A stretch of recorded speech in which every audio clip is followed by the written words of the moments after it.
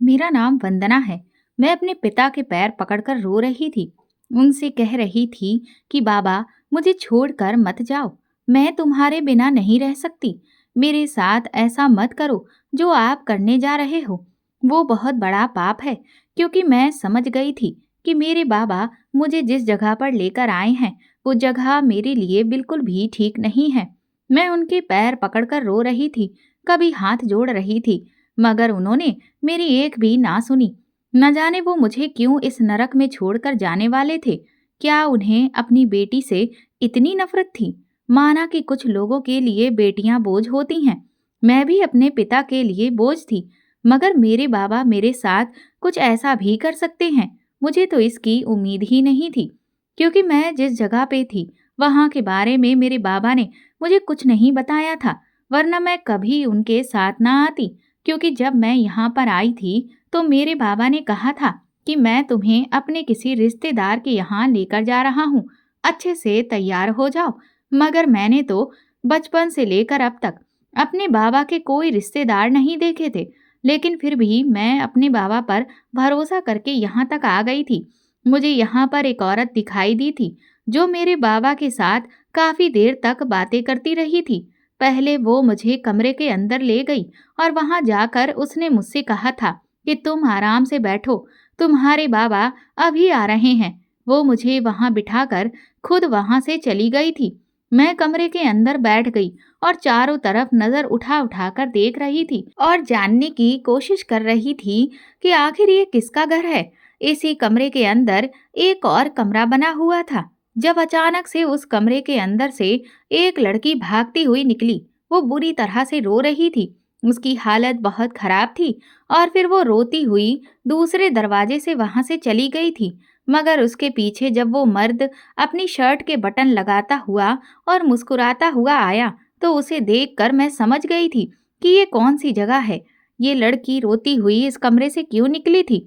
फिर मैंने भी वहां से भागने की कोशिश की, मगर मैं नाकाम रही, क्योंकि दरवाजे के बाहर ही वो औरत और मेरे बाबा आपस में खड़े हुए बातें कर रहे थे। मैं झट से अपने बाबा के गले लग गई और उनसे रोते हुए कहने लगी कि बाबा, मुझे यहाँ पर नहीं रुकना, हमें यहाँ से चलना चाहिए।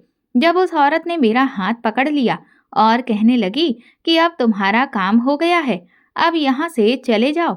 मेरे बाबा ने उस औरत की तरफ देखकर कहा, मगर मेरे पैसे तो दो। उस औरत ने एक आदमी को आवाज लगाई, जो एक बैग लेकर आया, और वो बैग उस औरत ने मेरे बाबा के हाथ में थमा दिया और बाबा वहां से जाने लगे। मैंने बाबा से कहा, बाबा, मैं भी तो आपके साथ जाऊंगी, मगर उन्होंने मेरी एक भी ना सुनी। मैं उनके पैरों में गिर गई और रोने लगी। उनसे कहने लगी कि मुझे यहाँ पर मत छोड़ो, मगर उन्होंने कहा, तेरी असल जगह यहीं पर है।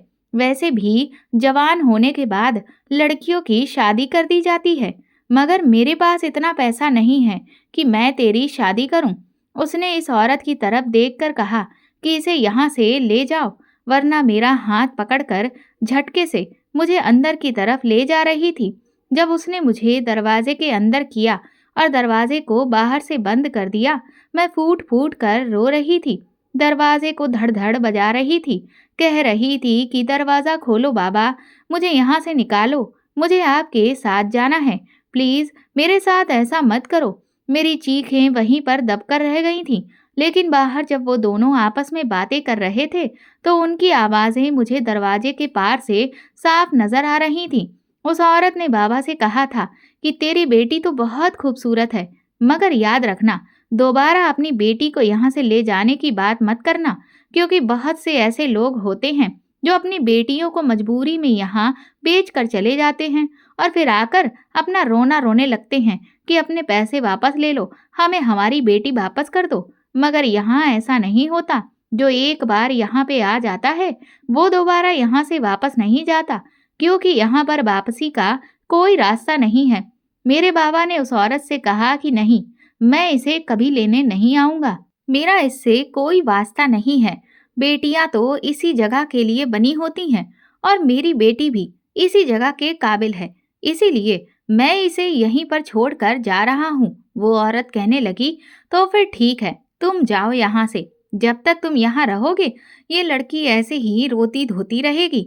और खूबसूरत लड़कियां जब रोती हैं, तो अपनी हालत अक्सर खराब कर लेती हैं। हम नहीं चाहते कि हमारा माल खराब हो जाए। बाबा ये कहकर वहां से चले गए थे, और मैं न जाने कब तक अपनी किस्मत को वहां पर बैठकर रोती रही थी। मैं सोच रही थी कि क्या ऐसे भी पिता होते हैं जो अपनी बेटियों को कोठे पर बेच जाते हैं। मेरे पिता ने आखिर मुझे किस लिए बेचा? क्यों उन्होंने मेरे साथ ऐसा किया? क्या उन्होंने मुझे पैसों के बदले यहाँ पर बेचा था? चलिए मैं आपको अपनी पूरी कहानी सुनाती हूँ। 21 साल पहले मेरे बाबा की शादी मेरी माँ के साथ हुई थी। मेरी माँ बहुत खूबसूरत थी। मेरे बाबा एक आम इंसान थे जो किसी खूबसूरत लड़की से शादी करना चाहते थे। और जब मेरी दादी ने मेरी माँ को अपने इकलौते बेटे के लिए पसंद किया, तो मेरे बाबा की खुशी के ठिकाने नहीं थे, क्योंकि उन्हें उनकी पसंद की लड़की मिल गई थी। मगर बाबा की ख्वाहिश यहीं खत्म नहीं हो सकती थी, क्योंकि बाबा चाहते थे कि शादी के बाद वो जल्दी ही उनकी पत्नी गर्भवती हो जाए, ताकि उनको एक प्यारा सा बेटा दे सके। मेरी दादी की भी यही ख्वाहिश थी, और दादी ने ही मेरे बाबा के दिमाग में ये बात डाली थी कि तेरी पत्नी बहुत खूबसूरत है। बचपन से लेकर अब तक तू अकेला रहा, ना तेरा कोई भाई है और ना ही कोई बहन है। बेटियों से तो कोई फायदा ही नहीं होता। माँ बाप की सारी जमा पूंजी समेटकर वो अपने ससुराल को ले जाती हैं, जबकि बेटे तो तेरी तरह होनहार होते हैं। जिस तरह तूने अपने माता पिता के मरने के बाद उनके काम को संभाला, मेरा और अपना ख्याल रखा, इस तरह तेरा बेटा भी बड़ा होकर तेरा और तेरी पत्नी का बहुत ख्याल रखेगा। तू अपनी पत्नी को बोल देना कि तुझे पहला बच्चा बेटा ही चाहिए। तू जितने बेटों का पिता बनेगा, उतना ही तेरी जिंदगी बुढ़ापे में आसानी से गुजरेगी, क्योंकि बुढ़ापे का सहारा तो बेटे ही होते हैं, बेटियां नहीं। मेरी दादी की बात मेरे बाबा के दिमाग में बहुत अच्छे से बैठ गई थी, और उन्होंने शादी के कुछ महीने बाद ही मेरी माँ से कहना शुरू कर दिया था कि वो जल्द से जल्द गर्भवती हो जाए और उन्हें बेटा पैदा करके दे दे। मगर माँ बाबा की बात सुनकर बड़ी हैरान होती थी। मेरी माँ पढ़ी लिखी थी, इसीलिए वो बेटे और बेटियों में किसी तरह का कोई फर्क नहीं करती थी, बल्कि उन्हें तो बेटियों से प्यार था। वो चाहती थी कि उनकी पहली औलाद बेटी ही हो, और उनकी ख्वाहिश पूरी हो गई थी। मेरी माँ मेरे जन्म पर बहुत खुश थी। वो बार बार मुझे अपने सीने से लगाती, मुझे ढेर सारा प्यार करती, और बाबा से बार बार मेरी ख्वाहिश पूरी करने के लिए पैसे लिया करती थी। उनको अच्छा लगता था उनकी बेटी नए नए खिलौनों से खेले, नए नए कपड़े पहने। मगर जिस दिन से मैंने जन्म लिया था, मेरे बाबा ने मुझे गोद में भी नहीं उठाया था। यहाँ तक कि उन्होंने तो मेरी शक्ल भी ठीक से नहीं देखी थी। दादी भी माँ से नफरत करने लगी थी कि तूने बेटा पैदा नहीं किया। माँ दादी के सारे जुल्मों सितम खामोशी से बर्दाश्त करती थी। मेरी दादी बहुत चालाक औरत थी, और कुछ इस तरह की बातें उन्होंने मेरे बाबा के दिमाग में बिठा दी थी, ताकि बाबा मेरी माँ को हमेशा बेटा पैदा करने के लिए फोर्स करते रहें और उन पर अत्याचार करें। माँ बाबा की हरकतों से बहुत तंग आ जाती थी। वो कभी कभी कह दिया करती थी कि मैं तुम्हें बेटा पैदा करके कहाँ से दूं? मेरे हाथ में कुछ नहीं है। जैसा भगवान चाहेगा वैसा ही होगा। लेकिन मेरे जन्म के पूरे 3 साल होने को आ गए थे। मेरी माँ अभी तक गर्भवती नहीं हो पा रही थी। बाबा ने माँ का काफी सारे डॉक्टर्स से इलाज भी करवाया था। डॉक्टर ने बताया था कि मेरी माँ में कोई प्रॉब्लम नहीं है, वो बिल्कुल ठीक है। ठीक समय आने पे वो गर्भवती हो जाएगी।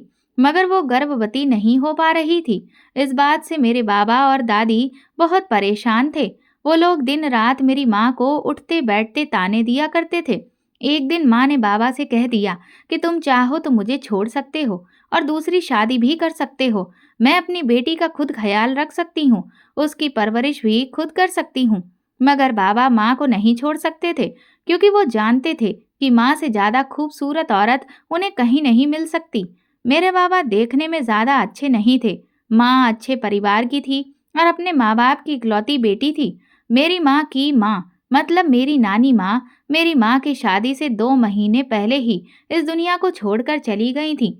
मगर उनके पिता थे, उन्होंने उनकी शादी बड़े शौक से की थी, और उनकी शादी में किसी तरह की कोई कमी नहीं रखी थी। मगर वो नहीं जानते थे कि शादी के बाद उनकी बेटी को किन किन परेशानियों का सामना करना पड़ेगा। मेरी माँ की शादी के 2 साल बाद मेरे नाना जी भी इस दुनिया को छोड़कर चले गए थे। अब मेरी माँ पूरी तरह से अकेली रह गई थी, लेकिन फिर भी वो अकेले रहकर भी इतना कॉन्फिडेंस रखती थी कि अपनी बेटी को अकेले पाल सकती थी। बाबा इस बात से डर जाते थे कि कहीं माँ उनको छोड़कर वापस ना चली जाए। दादी बाबा को भरोसा दिलाती थी कि मैं इसके जैसे ही खूबसूरत लड़की से तेरी दोबारा से शादी करवा दूंगी। मगर बाबा को लगता था कि शायद इसके जैसी खूबसूरत लड़की मुझे अब कभी नहीं मिल सकती। इसीलिए उन्होंने मेरी माँ को नहीं छोड़ा। काफी वक्त इसी तरह से गुजर गया। मेरी उम्र 6 साल की हो गई थी। मैं अपनी माँ से बहुत प्यार करती थी। मेरी माँ ने मेरा हर तरह से ख्याल रखा था। बाबा तो मुझे ज्यादा मुंह लगाते ही नहीं थे और ना ही दादी मुझे पसंद करती थी। दादी अब बहुत ज्यादा बीमार रहने लगी थी। एक दिन ऐसा हुआ कि दादी इस दुनिया को छोड़कर चली गई। घर के माहौल में थोड़ा बदलाव आया था। माँ अभी तक गर्भवती नहीं हुई थी।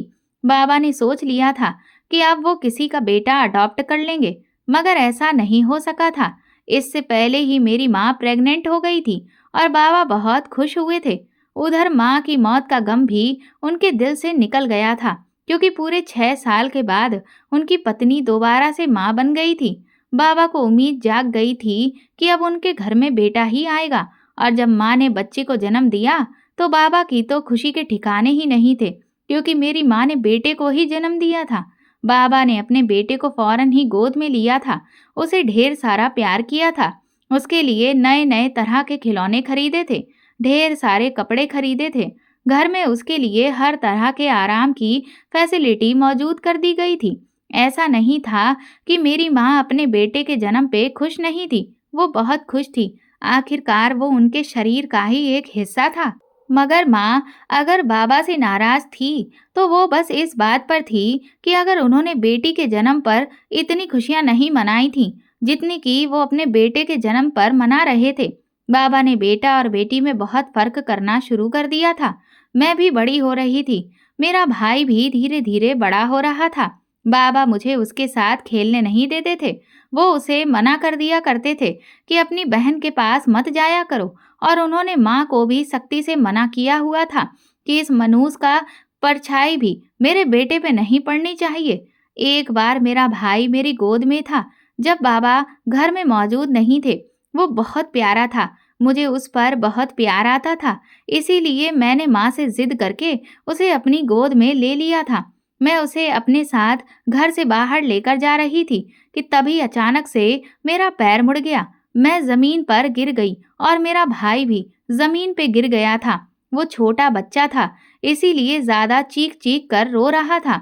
मैं थोड़ी बड़ी और होशियार हो गई थी, इसीलिए मैंने खुद को संभाल लिया था। मेरे घुटनों पे चोट लगी थी, जबकि मेरा भाई गिरने से डर गया था। इस दौरान बाबा घर में आ गए। उन्होंने जब ये देखा कि मेरी गोद में से मेरा भाई गिर गया है, तो उन्होंने मुझे डांटने के साथ साथ मेरी माँ को भी बहुत डांट लगाई थी। मेरे मुंह पे भी एक थप्पड़ मारा था कि तेरी हिम्मत कैसे हुई, तूने इसको गोद में लिया। बाबा भाई को लेकर डॉक्टर के पास चले गए, मगर उसे तो कुछ हुआ भी नहीं था। मैं बहुत रो रही थी। माँ मुझे चुप करवा रही थी। उस दिन मेरी माँ रोती हुई बाबा से कह रही थी कि तुम मेरी बेटी को प्यार नहीं करते, तुम्हें सिर्फ बेटा ही दिखाई देता है। आखिर ये भी तो तुम्हारी ही बेटी है, इसे मैं कहीं और से नहीं लेकर आई। बाबा कहने लगे, मुझे बेटी नहीं चाहिए थी। अगर ये भी बेटा होता तो मैं इसे बहुत प्यार करता। माँ ने कहा, तुम बेटे की मोहब्बत में अंधे हो गए हो। तुम्हें नहीं पता, बेटों से ज्यादा माँ बाप की फिक्र बेटियां करती हैं। और हमारी बेटी तो है ही कितनी प्यारी और मासूम। तुम देखो इसकी तरफ, तुमने कभी इसके सर पर हाथ नहीं रखा, प्यार मोहब्बत से कभी इसको गले नहीं लगाया, इस पे कभी प्यार की नजर भी नहीं डाली। ये भी तुम्हारी ही औलाद है, तुम्हारा ही खून है। बाबा ने गुस्से में माँ से कहा, मैं इसको अपनी औलाद नहीं मानता। मेरी सिर्फ एक ही औलाद है, वो है मेरा बेटा। ये तेरी बेटी है, मेरी नहीं। बाबा की इस बात पर माँ बहुत रोई थी। उन्होंने मुझे गले से लगाया था और कहा था कि तू कभी ये मत सोचना कि तेरा बाबा तुझे प्यार नहीं करता तो तेरी माँ भी नहीं करती होगी।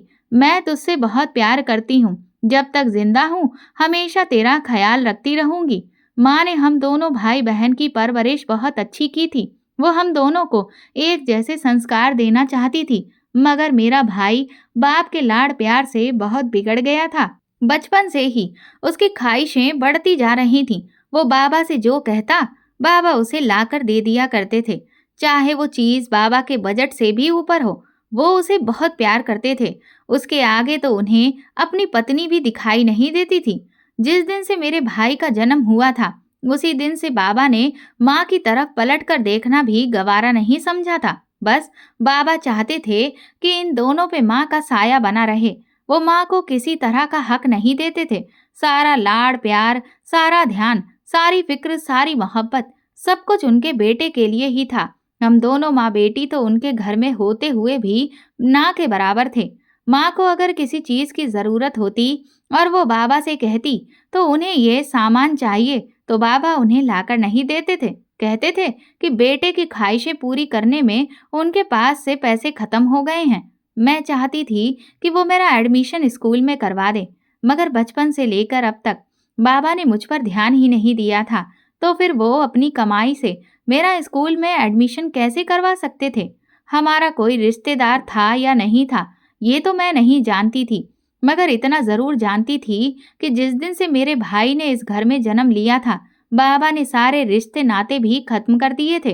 वो किसी से मेल जोल नहीं रखते थे, बस अपने बेटे के साथ ही लगे रहते थे।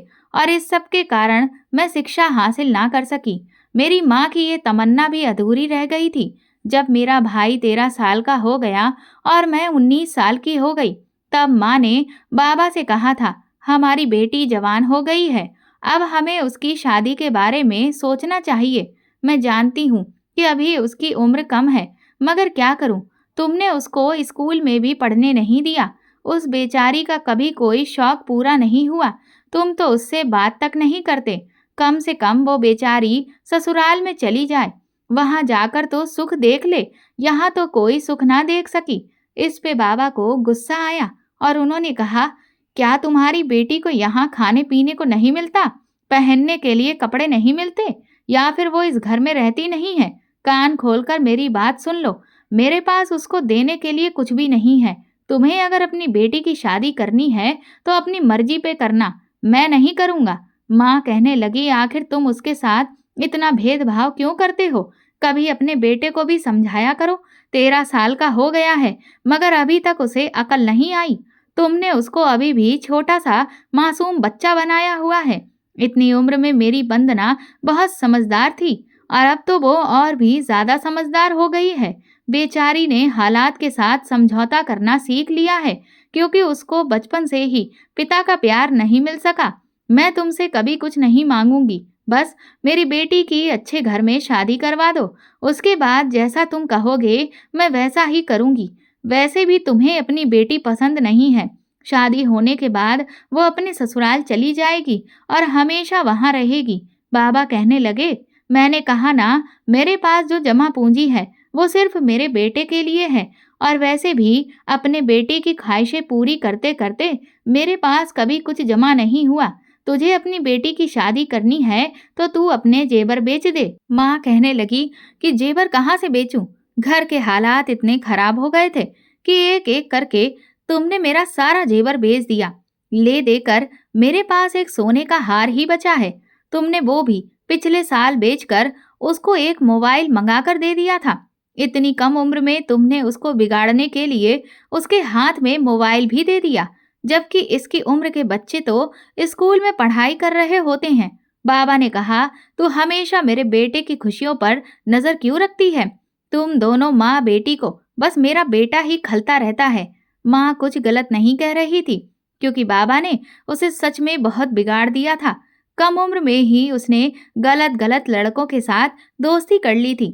सारा दिन वो आवारागर्दी करता रहता था। कम उम्र में ही बाबा ने उसके हाथों में मोबाइल देकर उसको बिगाड़ने की शुरुआत करती थी। और बाबा ने उसे कोई छोटा मोटा मोबाइल नहीं दिलवाया था, बल्कि एक्सपेंसिव ब्रांड का मोबाइल दिलवाया था, जिससे उसके दोस्तों में उसकी खूब वाहवाही हो रही थी।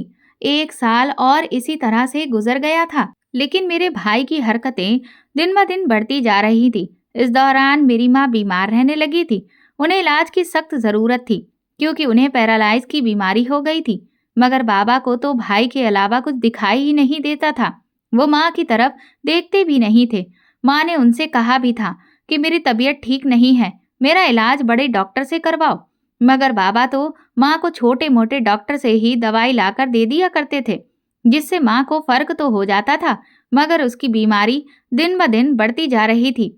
मैं माँ का बहुत ख्याल रखती थी और मन ही मन सोचती रहती थी, काश मैं अगर किसी काबिल होती तो अपनी माँ का इलाज खुद करवाती। मेरी माँ की तबीयत बहुत खराब रहने लगी थी और फिर एक दिन ऐसा हुआ कि जब वो रात को सोई तो सुबह जाग ही ना सकी, क्योंकि माँ सुबह सवेरे ही अपनी आंखें खोल दिया करती थी। लेकिन उस दिन जब उसकी आंख नहीं खुली और मैंने उसको जगाने की कोशिश की तो मेरे चिल्ला चिल्ला के रोने पे बाबा और मेरा भाई विशाल कमरे में आ गए थे। माँ के ना उठने पे बाबा उन्हें डॉक्टर के पास लेकर गए तो डॉक्टर ने उन्हें मृत घोषित कर दिया था। अपनी माँ की मौत का सदमा मैं बर्दाश्त ना कर सकी थी। मैं चिल्ला चिल्ला कर रो रही थी। आखिर मेरी वही तो अपनी थी। मुझे तो मेरा भाई भी पसंद नहीं करता था, मुझसे दूर दूर रहता था। वो मुझे घर की नौकरानी समझता था। लेकिन अब माँ के मर जाने के बाद तो मेरी जिंदगी में और ज्यादा बुरे दिन आ गए थे। मैं सारा सारा दिन और सारी सारी रात अपनी माँ को याद करके रोती रहती थी। अब मुझे ऐसा लगता था जैसे मैं पूरी तरह से अनाथ हो गई हूँ, क्योंकि इस घर में से कोई भी बोलने वाला भी नहीं था। एक मेरी माँ ही थी जो जैसे तैसे मेरे कपड़े बना दिया करती थी। माँ के मरने के बाद मैं उनके ही कपड़े पहनती थी। बाबा घर में सारा राशन डलवा दिया करते थे। मैं बीमार भी होती तो वो मुझे डॉक्टर से दवाई दिलाकर नहीं लाते थे, मैं खुद ही ठीक हो जाती थी। मैंने कभी उनसे किसी बात का शिकवा नहीं किया था। आखिर करती भी तो कैसे करती, वो मुझे अपनी बेटी ही नहीं मानते थे। अब तो मैं पहले से भी ज्यादा दुखी और परेशान रहने लगी थी। घर के सारे काम करते करते मैं थक जाती थी, क्योंकि माँ के होते हुए मैंने कभी कोई काम नहीं किया था। उन्होंने मुझे कभी कोई काम करने ही नहीं दिया था। बाबा अपने और विशाल के लिए अच्छे अच्छे पकवान बनवाया करते थे, जबकि मुझे बासी खाना खाने को मिलता था। रोज मैं अपने भाई के कमरे की सफाई किया करती थी, उसके कपड़े धोया करती थी, उन लोगों को वक्त पर खाना बनाकर देती थी। अपनी हालत को मुझे सुधारने का समय ही नहीं मिलता था। लोग कहते थे कि तुम बिल्कुल अपनी माँ की तरह ही सुंदर हो। बाबा घर में किसी को आने नहीं देते थे। मैंने बाबा से कहा था कि बाबा प्लीज मुझे सिलाई करने दो, मुझे भी पैसों की जरूरत होती है। मेरे साथ की सारी लड़कियां अपने सारे शौक पूरे करती हैं। बाबा कहने लगे कि तुझे अपने शौक पूरे करके क्या करना है, वो सब तो अपने घर वालों के लिए भाग्यशाली साबित हुई हैं। लेकिन जिस दिन से तूने जन्म लिया है उस दिन से ही हमारे घर के हालात खराब होते चले गए हैं। मेरे बेटे को देख, मुझे इससे पूरी उम्मीद है ये बुढ़ापे में बड़ा होकर मेरा सहारा बनेगा। लेकिन तू क्या करेगी, तुझे तो एक ना एक दिन विदा भी करना है। मगर मैं तेरी शादी इतनी जल्दी नहीं करूंगा। आखिर तू भी इस घर से चली गई तो हम दोनों पिता और बेटे का ख्याल कौन रखेगा। मैंने बाबा से उनके पैरों में गिरकर कहा था कि बाबा, मैं तुम्हारा और विशाल का हमेशा ही ख्याल रखूंगी, घर के सारे काम भी किया करूंगी, बस मुझे सिलाई करने दो बाबा। बाबा कहने लगे कि तुझे सिलाई किसने सिखा दी। मैंने कहा बाबा, आप नहीं जानते, माँ को सिलाई आती थी। माँ ने ही मुझे सिलाई के बारे में सब कुछ बताया था, इसीलिए मैंने वो सब कुछ अपने दिमाग में बिठा लिया था। बाबा न जाने क्या सोचने लगे और फिर उन्होंने मना कर दिया कि मैं तुझे सिलाई नहीं करने दूंगा, बल्कि तू घर के अलावा कोई काम नहीं करेगी। मैं उनकी बातों पे रोती हुई अपने कमरे में आ गई थी। वक्त अपनी रफ्तार से चलता जा रहा था। अब मैं 21 साल की और मेरा भाई 15 साल का हो गया था। वो सेहत में बहुत अच्छा था, देखने में भी बहुत अच्छा था, इसीलिए कोई उसे देखकर कहता ही नहीं था कि वो 15 साल का है, बल्कि वो अपनी उम्र से ज्यादा बड़ा लगने लगा था। अब उसने बाबा से कहा था कि उसे महंगी वाली बाइक चाहिए, जिसकी कीमत लगभग 1 लाख रुपए थी। उसकी बात पे बाबा ने उससे कहा था, बेटा, अभी कुछ महीने पहले ही तो मैंने तुझे स्कूटी लेकर दी थी। अभी तेरी उम्र इतनी नहीं है कि तू महंगी बाइक चला सके। मगर वो बाबा से नाराज हो गया। और कहने लगा, अगर आपको मेरा कहना नहीं मानना तो मैं आपसे बात करना ही छोड़ दूंगा और फिर इस घर को भी मैं छोड़कर चला जाऊंगा। ये बात सुनकर बाबा डर गए थे। बाबा कहने लगे कि नहीं नहीं बेटा, तू तो मेरी आंखों का तारा है और मेरे दिल का सुकून है। आखिर मेरी सारी खुशियां तुमसे ही तो जुड़ी हुई हैं। तू मुझे छोड़कर चला गया तो फिर मैं कैसे रहूंगा। वो बहुत बेचैन हो गए थे। हालांकि इससे पहले भी वो काफी सारी ऐसी डिमांड्स कर चुका था जिनकी वजह से बाबा को काफी सारी परेशानियों का सामना करना पड़ा था, लेकिन फिर भी बाबा ने उसकी डिमांड पूरी कर दी थी। इंसान की पूरी जिंदगी में ख्वाहिशें ही एक ऐसी चीजें होती हैं जो कभी पूरी नहीं हो सकती। विशाल बाबा से जो भी डिमांड करता था, बाबा उसे पूरी कर दिया करते थे। उसे लगता था कि उसके मुंह से निकली डिमांड तो चुटकियों में पूरी हो जाती है, इसीलिए वो बार बार बाबा से डिमांड करता था। लेकिन अब बाबा की तो उम्र होने लगी थी। अब उनके अंदर बीमारियां जन्म लेने लग गई थीं। उनकी भी तबीयत अब खराब रहती थी। मैं उनकी बहुत सेवा करती थी, जबकि विशाल को तो इतनी भी फुर्सत नहीं होती थी कि वो अपनी यारी दोस्ती से निकलकर बाबा के हाल चाल भी पूछ सके। मगर फिर भी वो बाबा को बहुत प्यारा था। अब उसने बाबा को धमकी दी थी कि अगर उन्होंने 1 हफ्ते के अंदर अंदर उसे वो बाइक के लिए 1 लाख रुपए का अरेंजमेंट करके नहीं दिया तो फिर वो इस घर को छोड़कर चला जाएगा। और इस बात से बाबा बहुत डर गए थे। बाबा ने उसे तसल्ली दी थी और वो 1 लाख का अरेंजमेंट कर लेंगे, ये कहा। बाबा के लिए ऐसा कहना बहुत मुश्किल था। आखिर वो 10,000 महीने का कमाया करते थे।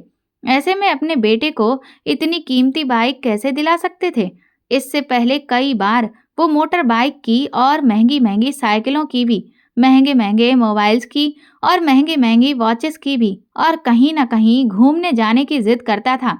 बाबा उसके कहने पे कभी उसको 5,000 दे देते तो कभी अपने पूरे महीने की सैलरी उसके हवाले कर दिया करते थे। कहते थे कि उनकी उम्र है अभी ये सब करने की, इस उम्र में वो अपने शौक पूरे नहीं करेगा तो कब करेगा। इस दौरान उन्हें घर में बहुत परेशानी का सामना करना पड़ता था। मगर विशाल बाबा से कभी कभी बहुत बदतमीजी से बोल जाता था। मैंने देखा था कि बाबा अगर उसकी किसी भी डिमांड को पूरी करने के लिए अगर कोई सवाल करते तो वो बाबा से कहता था, क्या हमेशा जासूसों की तरह मुझसे जासूसी भरे सवाल करते रहते हो। मेरे पिता हो, सिर्फ पिता ही बनकर रहो, मेरे दोस्त बनने की कोई जरूरत नहीं है। पापा उसकी ऐसी बातें सुनकर हमेशा खामोश हो जाते थे। मैं जानती थी कि उनका दिल टूट गया है, मगर क्या कर सकते थे। उन्हें भी तो अपने बेटे पर बहुत भरोसा था ना। विशाल के दिए हुए 1 हफ्ते का टाइम पूरा होने वाला था।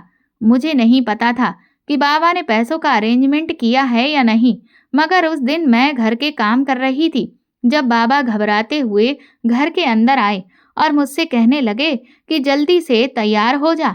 बाबा की बात सुनकर मैं चौंक गई थी।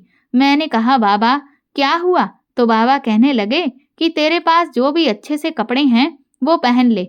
मैंने कहा कि बाबा मेरे पास तो कोई भी अच्छे कपड़े नहीं हैं। उन्होंने कहा कि तेरे पास सारे कपड़ों में से जो भी सबसे अच्छे कपड़े हैं उनको पहनकर अच्छे से तैयार हो जा। मैं तुझे किसी रिश्तेदार के यहाँ लेकर जाना चाहता हूँ। मैं खुश हो गई कि बाबा की बात सुनकर मैं बाबा के साथ साथ यहाँ तक आ गई थी। और अब यहाँ आने के बाद मैं अपनी किस्मत को बैठी रो रही थी, क्योंकि बाबा ने मुझे इस कोठे पे इस औरत के हवाले कर दिया था और मेरे बदले वो नोटों से भरा हुआ बैग वहां से ले जा चुके थे। अब मुझे समझ आई थी कि बाबा ने मेरे भाई को बाइक दिलानी थी, इसीलिए वो मुझे यहाँ पर बेचकर चले गए थे। रात का समय हुआ तो मुझे कस्टमर की बिस्तर की रौनक बना दिया गया था। मुझे तैयार करके बिस्तर पर बिठा दिया गया था। मैं बुरी तरह से रो रही थी। इस बाई के पैरों में गिरकर इससे रिक्वेस्ट कर रही थी कि वो मुझे जाने दे, मगर वो मुझे बार बार यही कह रही थी कि तू यहाँ से वापस नहीं जा सकती, क्योंकि यहाँ से वापसी का कोई भी रास्ता नहीं है। ये बात मैं तेरे पिता को भी समझा चुकी हूँ। यहाँ से तू मरकर ही वापस जा सकती है। मैं चारों तरफ से फंस चुकी थी। मेरे पास कोई और रास्ता नहीं था, इसीलिए मुझे वही करना था जो ये लोग मुझसे करवाना चाहते थे। जब पहली रात मुझे कस्टमर के हवाले कर दिया गया तो मेरी चीखें आसमान को छू रही थीं। मुझे कोई बचाने वाला नहीं था। उस रात मुझे मेरी माँ बहुत याद आई थी और अगर वो आज जिंदा होती तो शायद वो मेरे साथ ऐसा ना होने देती। मेरी इज्जत खराब हो चुकी थी और अब मैं इस धंधे में उतर आई थी, मगर यहाँ पर मैं रहना नहीं चाहती थी। कई दिन इसी तरह से गुजर गए थे। मैं यहाँ से भागने का कोई रास्ता ढूंढ रही थी, लेकिन मुझे यहाँ से जाने का कोई रास्ता नहीं मिल रहा था। मेरी हालत इतनी खराब हो चुकी थी कि मुझे अपने आप से घिन महसूस होने लगी थी, क्योंकि हर रात किसी न किसी एक मर्द के बिस्तर की रौनक मैं बनती थी। एक दिन मैंने देखा कि यहाँ पे एक औरत आती है, क्योंकि यहाँ पे मौजूद लड़कियों को यहाँ से बाहर निकलने नहीं दिया जाता। इसीलिए उनकी ज़रूरतों का सारा सामान उन्हें यहीं इसी कोठे पर मौजूद करवा दिया जाता है। इस औरत से मैंने जैसे तैसे दोस्ती कर ली थी और फिर एक दिन मैंने इसके आगे हाथ जोड़ दिए और उससे कहा कि मेरी मदद करो, मुझे किसी भी तरह से इस नर्क से निकाल दो। मैं यहाँ पे अपनी मर्जी से नहीं आई, मुझे यहाँ मेरा पति बेचकर गया है। वो कहने लगी कि मैं तुम्हारी कोई मदद नहीं कर सकती, क्योंकि यहाँ पे न जाने कितनी ही ऐसी लड़कियां हैं जो मुझे अपनी मजबूरी बताती हैं कि हमें यहाँ से निकाल दो। आखिर में मैं तुम लड़कियों को यहाँ से भगाकर अपनी रोजी रोटी पे लात मारना नहीं चाहती, और बाई को अगर पता चल गया तो बाई मुझे भी जान से मार देगी। मैंने कहा, मैं तुम पे किसी तरह का कोई इल्जाम नहीं आने दूंगी। देखो, अगर तुमने मुझे यहाँ से निकाला तो मैं तुम्हें पैसे दूंगी। मेरी बात सुनकर वो चौंक गई थी। उसने कहा, पैसे? तुम्हारे पास पैसे कहाँ से आए? मैंने कहा, क्यों? मैं अपना शरीर बेचने का धंधा कर रही हूँ, मेरे पास पैसे नहीं हो सकते क्या? वो मुस्कुराते हुए कहने लगी, मगर तुम्हारी कमाई के सारे पैसे तो बाई रख लेती है, तो तुम्हें कहाँ से मिलता होगा?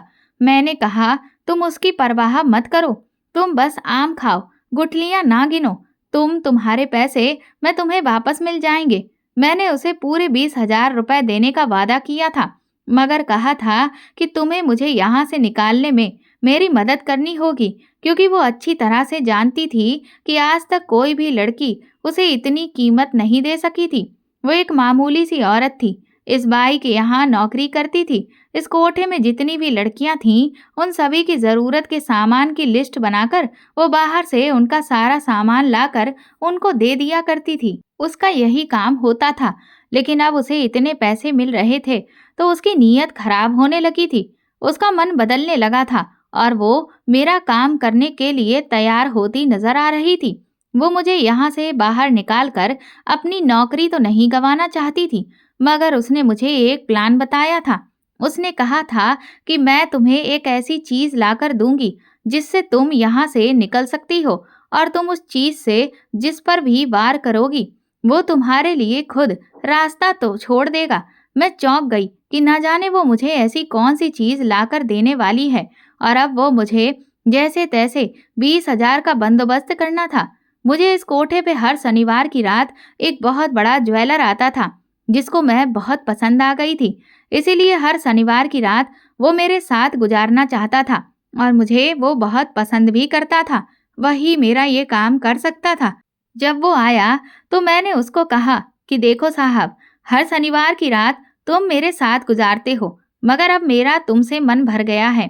तुम भाई को मेरे पैसे तो देते ही हो, मगर मुझे अलग से भी तुमसे कुछ पैसे चाहिए। अगर आज तुमने मुझे वो पैसे नहीं दिए तो अगले रविवार से मैं खुद बाई से मना कर दूंगी कि जो कस्टमर मुझे तुमसे ज्यादा पैसे देगा मैं सिर्फ उसके साथ ही रात गुजारूंगी, क्योंकि मैं यहाँ रहते रहते यहाँ के उसूल और तौर तरीके बहुत अच्छे से समझ गई थी। वो कस्टमर मेरे ऊपर हंसने लगा और कहने लगा कि तुझे कितने पैसों की जरूरत है। मैंने उसे 20,000 रुपए बताए तो वो और भी जोर जोर से हंसने लगा। कहने लगा, हर हफ्ते एक रात गुजारने के मैं पूरे 30,000 देता हूँ, क्योंकि तू मुझे पसंद आ गई है, मेरा तुझ पे दिल आ गया है। 20,000 रुपए मेरे लिए कोई बड़ी रकम नहीं है। उसने उसी समय अपनी जेब से 20,000 रुपए निकाल कर मुझे दे दिए थे, और फिर वो रात भी जैसे तैसे गुजर गई थी। अगले दिन जब वो औरत सामान लेकर आई तो मैंने उसे खामोशी से पैसे दे दिए थे। उसने मुझे एक ऐसी चीज दी जिसे देखकर मेरी आंखें फटी की फटी रह गई थीं।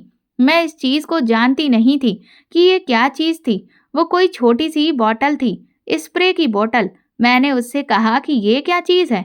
तो उसने मुझे बताया कि ये मिर्ची स्प्रे है। ये स्प्रे ज़्यादातर लड़कियां अपने पास ही रखती हैं, अपने प्रोटेक्शन के लिए, ताकि वो खुद को ऐसे लोगों से बचा सकें जो उनकी इज्जत पर वार करते हैं। उसने मुझे कहा कि तू यहाँ से भाग जाना और जो भी तेरे रास्ते में आए उसके चेहरे पर ये स्प्रे छिड़क कर उसकी इतनी तेज मिर्ची लगेगी कि वो अपनी आंखें खोलकर तुझे पलट कर देखेगा भी नहीं। उसने मुझे आइडिया तो बहुत अच्छा दिया था। मैंने उसको उसकी कीमत दे दी थी और फिर मैंने ऐसा ही किया। जब मैं वहां से निकलने लगी तो जो जो मेरे सामने आया मैंने उस पर ये मिर्ची स्प्रे कर दिया था और वो लोग अपनी आंखों में मिर्ची लगने से तड़पने लगे थे। मैं वहां से बड़ी मुश्किल से भाग कर आई थी क्योंकि इस स्प्रे की वजह से ये सब पॉसिबल हो पाया था। मैं भागकर अपने घर आ गई थी। मुझे बाबा पर बहुत गुस्सा आ रहा था क्योंकि अब बाबा से अपना बदला लेना चाहती थी मैं। मेरे अंदर बदले की आग भड़क रही थी। मैं पूरे 4 महीने के बाद घर वापस आई थी और जब मैंने देखा कि घर में मुझे कोई भी नजर नहीं आ रहा था, मैं जब कमरे में गई तो ये देखकर मेरे पैरों तले से जमीन निकल गई थी कि बाबा तो बहुत बीमार थे। वो बिस्तर पर लेटे हुए थे और वो बहुत कमजोर हो गए थे। उन्हें देखकर मैं पहचान नहीं सकी थी कि ये मेरे बाबा ही हैं, क्योंकि हालत कमजोर होने की वजह से उनका चेहरा और पूरा शरीर पूरी तरह से बदल गया था। जब बाबा ने दरवाजे की तरफ देखा तो वो उठने की कोशिश करने लगे थे, मगर वो उठ ना सके और दोबारा से बिस्तर पर गिर गए। बाबा की ऐसी हालत देखकर मैं धीमे धीमे कदमों से चलती हुई उनके करीब गई और उनका बिस्तर पकड़कर ही जमीन पर बैठ गई थी। मैंने कहा, बाबा ये सब कैसे हो गया? और मैं रोने लगी थी क्योंकि उनकी ऐसी हालत देखकर मुझे उन पर बहुत गुस्सा और तरस दोनों ही आया था। मेरे दिल में उनके लिए जितना भी गुस्सा था वो अब सब खत्म हो चुका था। इससे पहले मैं कुछ और कहती, बाबा मेरे आगे हाथ जोड़ने लगे। उन्होंने कहा कि मुझे माफ कर दे बिटिया, मैं तेरा बहुत बड़ा गुनाहगार हूँ। देख, तेरे साथ मैंने जो कुछ भी किया उसकी सजा मुझे मिल गई। मुझे बहुत बड़ी बीमारी ने घेर लिया। 2 बार मुझे हार्ट अटैक भी आया है। मुझे लगता था कि मेरा बेटा मेरे बुढ़ापे का सहारा बनेगा, मगर सब कुछ मेरी गलतफहमी थी। तेरे जाने के बाद ये घर पूरी तरह से वीरान हो गया।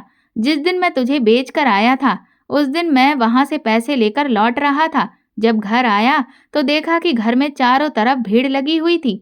मैं हैरान रह गया था। मैं जब घर के अंदर घुसा तो ये देखकर मेरे पैरों तले से जमीन निकल गई थी कि मेरा बेटा बहुत बुरी कंडीशन में जमीन पे पड़ा हुआ था। पुलिस वाले भी मौजूद थे और एम्बुलेंस भी खड़ी हुई थी।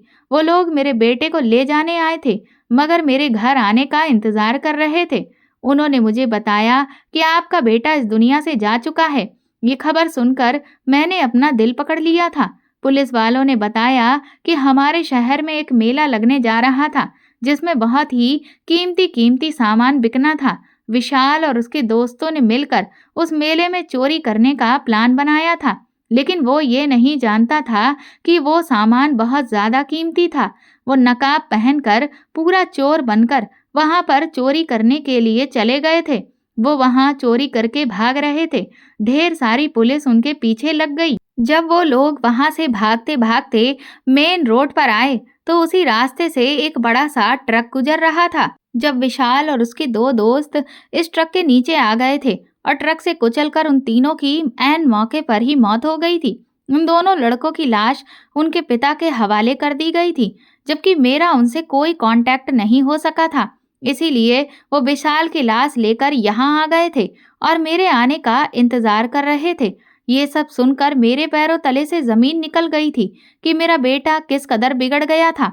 मैं तो उसके लिए पैसों का इंतजाम करने गया था। बचपन से लेकर अब तक मैंने उसकी हर ख्वाहिश पूरी की थी। उसे ऐसा लगता था जैसे मैं उसे बाइक नहीं दिला पाऊंगा। इसीलिए उसके दोस्तों ने मिलकर ये प्लान बनाया था। बस मैं ये सदमा बर्दाश्त ना कर सका और उसी दिन से इस बिस्तर पर पड़ा हुआ हूँ। मैं तुझसे माफी मांगता हूँ बेटा। ऊपर वाले ने मुझे मेरे किए की सजा दे दी। मैंने अपने बेटे को बहुत प्यार दिया, मगर वो तो गलत संगत में पड़ चुका था। एक तू थी जो सीधी सादी भोली भाली लड़की थी, फिर भी मैं तुझे उस नरक में छोड़ आया जहाँ तुझे नहीं होना चाहिए था। ये कहकर बाबा फूट फूट कर रो रहे थे और कह रहे थे कि पिछले 4 महीनों से मैं बिस्तर पर पड़ा हुआ हूँ। भगवान से हर दिन यही प्रार्थना करता हूँ कि मेरी मौत आ जाए क्योंकि एक मौत ही है जो मुझे सुकून दे सकती है, वरना मुझे सुकून नहीं आता। आखिरकार मैंने अपनी पत्नी के साथ भी गलत किया था, अपनी बेटी के साथ में गलत किया था। जिस बेटे को मैं अपना सहारा मानता था, वो भी मुझे छोड़कर इस दुनिया से चला गया और अब मैं अकेला रह गया हूँ। बाबा की हालत बहुत बुरी हो चुकी थी, मगर मैंने उन्हें तसल्ली दी थी और उन्हें माफ़ कर दिया था, क्योंकि मेरा दिल बहुत नरम था। आखिर वो मेरे पिता थे, मैं उसकी तरफ से पत्थर दिल कैसे बन सकती थी? मेरे साथ जो हुआ उसे मैंने भूलने की कोशिश की और बाबा की सेवा में किसी तरह की कोई कमी नहीं की। मैं बाबा का बहुत ख़्याल रखती थी। बाबा मुझे देख-देख कर दिन-रात रोते रहते थे और यही कहते थे कि सच में बेटियां बेटा बनकर दिखा देती हैं, मगर कुछ बेटे बेटा बनकर भी नहीं दिखा सकते। उस दिन से ही उन्हें ये बात पता चली थी, बेटे ही माँ-बाप का सहारा नहीं बनते, कुछ बेटियां भी माँ-बाप का बुढ़ापे में सहारा बन जाती हैं। अब कई साल बीत गए हैं, मेरे बाबा अभी भी जिंदा हैं और मैं उनकी अभी भी सेवा कर रही हूँ। उनकी सेवा करने की खातिर मैंने आज तक शादी नहीं की। मैंने अपनी पूरी जिंदगी अपने बाबा के हवाले कर दी। जब तक बाबा की जिंदगी है, तब तक मैं उनकी सेवा करती रहूंगी। मेरी ये कहानी स्पेशली बेटियों को बोझ समझने वाले लोगों के लिए है। बेटियां अपने माँ बाप के लिए लाडली नहीं होती, मगर उनके माँ बाप उनके लिए बहुत प्यारे होते हैं। तभी तो वो अपने साथ किए गए हर जुल्म सितम को बर्दाश्त करके भी अपने माँ बाप की मोहब्बत पाने की आस में अपनी जिंदगी गुजारना चाहती हैं। दोस्तों, अगर आपको हमारी कहानी पसंद आई है तो कमेंट करके ज़रूर बताएं और वीडियो को लाइक करके ज़्यादा से ज़्यादा शेयर करें। चैनल पर नए हैं तो सब्सक्राइब करें और हाँ, नोटिफिकेशन बेल को ज़रूर दबाएं ताकि अगली अपडेट सबसे पहले आपको मिले। धन्यवाद।